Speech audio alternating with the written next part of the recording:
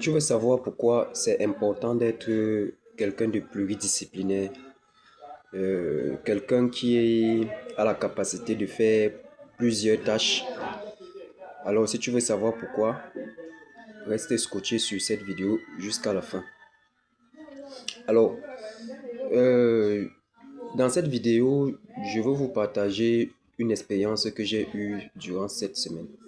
Alors, la dernière fois, je vous ai parlé du fait que euh, j'ai lancé euh, 1 hectare de maïs. Donc, ça veut dire que je suis en phase de préparation. Les travaux ont déjà commencé. Nous avons commencé par dégager le terrain. Et je me suis rendu compte que lorsque tu te lances dans un projet, euh, l'une des choses les plus difficiles, l'une des choses les plus difficiles, l'un des obstacles les plus importants que tu vas rencontrer, ce sont les ressources humaines. Donc, ça veut dire les personnes avec lesquelles tu vas interagir. Donc, j'ai cherché quelqu'un avec qui on devait travailler. Moi, je ne suis pas dans la ville. J'ai cherché quelqu'un avec qui on devait travailler. C'est quelqu'un qui est basé là-bas. Et cette personne devait chercher euh, d'autres personnes qui devaient aller défricher le site. Et on s'était déjà convenu sur un prix. Donc ça veut dire 1 hectare à 40 000. Et la personne avec laquelle je collaborais, il avait déjà validé. Il m'a dit que c'est comme ça que ça se passe. Bon, à la dernière minute, il a trouvé des gens et il s'est rendu compte que ce n'était pas ça. Je ne sais pas s'ils se sont arrangés derrière.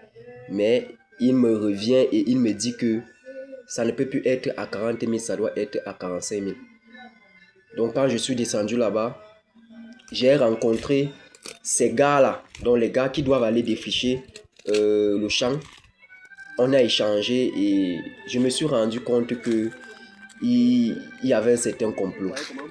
Il y avait un certain complot.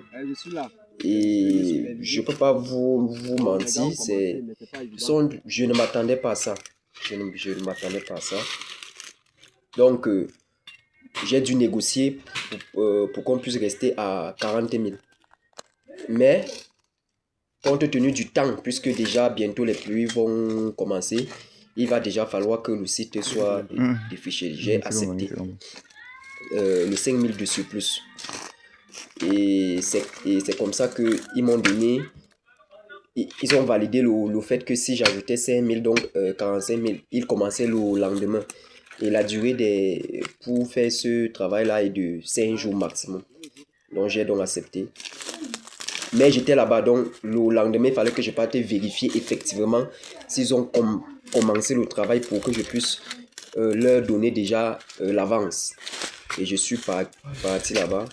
Quand j'arrive, je me rends compte que ils ne défrichent pas les herbes sur la racine. Donc ils coupent au milieu. Et, du coup, ils ne font pas un travail vraiment de qualité.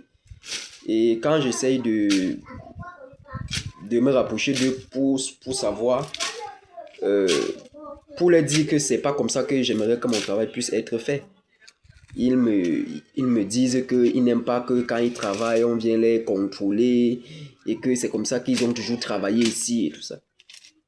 Bon, moi, ça m'intrigue. Je suis quelqu'un qui a grandi dans l'agriculture depuis tout petit.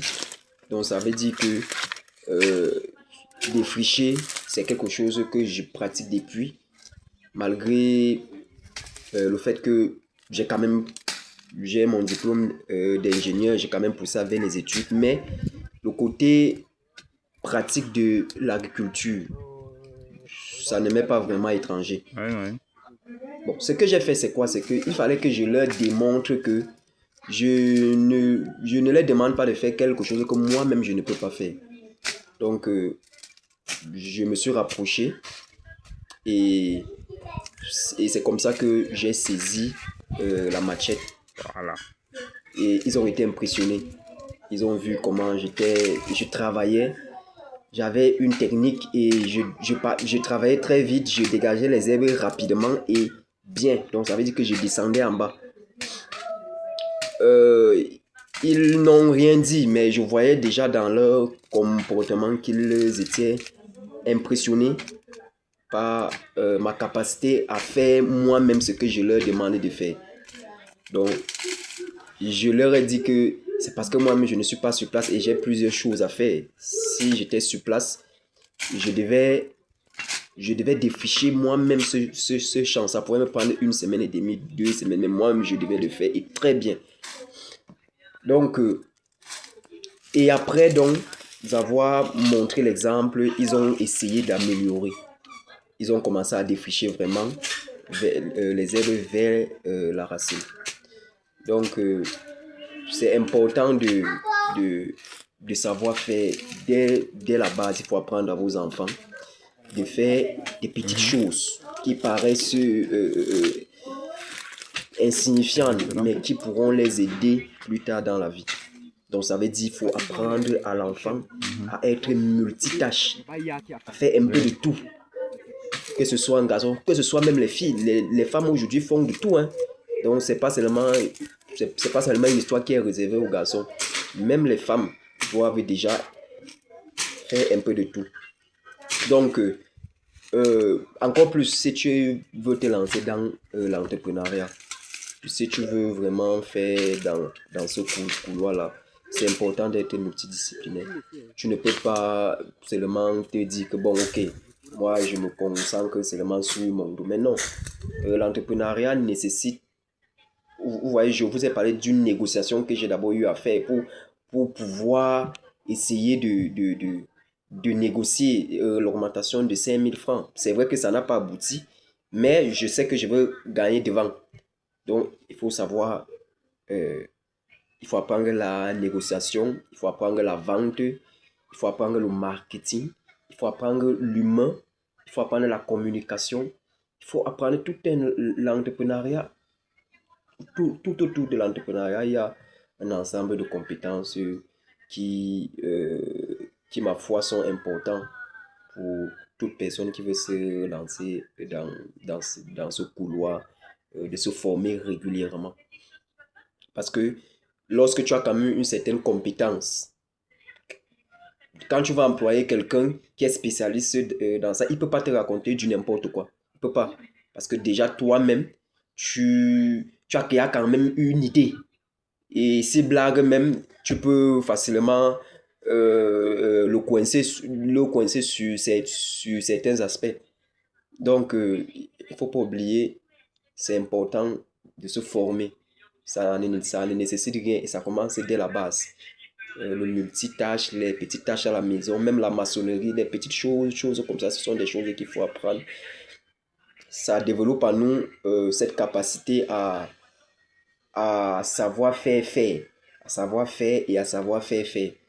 Donc, c'est un peu ça que je voulais partager avec vous aujourd'hui. Et n'oubliez pas de vous abonner. Et surtout, la vraie folie, c'est de faire les mêmes choses chaque jour et de s'attendre à des résultats différents, disait Einstein. Bon, à la prochaine vidéo.